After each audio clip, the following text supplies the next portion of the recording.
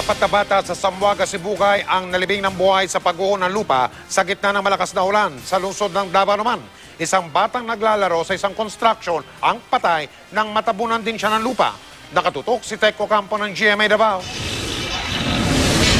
Pagsisisi at pagdadalamhati ang naramdaman ni Filimon Pitilla nang abutan niyang bangkay na ang kanyang anak.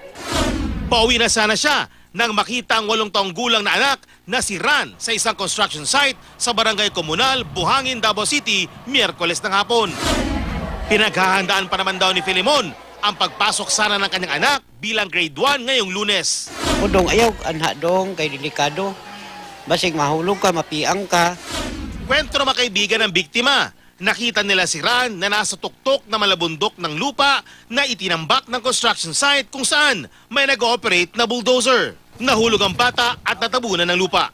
Itong sa kilid niya, nandun siya dito, nagtambling-tumbling niya. Anak man minaran, paglingit niya, natabunan siya.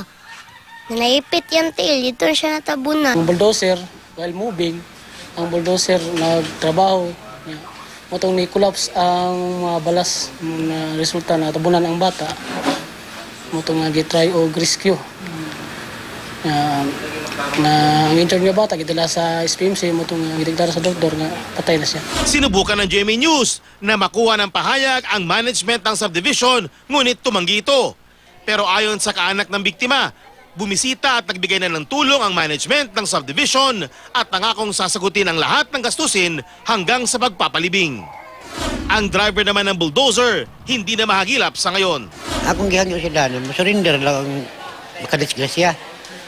Ay, mungonsulta po kung sa klase pagkahitabo sa bata. Sa kabasalan sa Zamboanga, Sibugay naman, 4 na bata ang nalibing ding ng buhay nang gumuho ang lupa sa Purok 4, Barayang Sayaw noong Martes ng hapon. Sisilong sana magpipinsang biktima sa isang abandonadong bahay sa gitna ng pagbuhos ng ulan.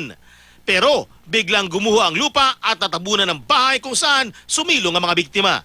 3 araw na nagsasagawa ng retrieval operation pero hanggang ngayon hindi pa rin makuha ang mga bata. Mula sa Davao City, Teco Campo, nakatutok 24 oras.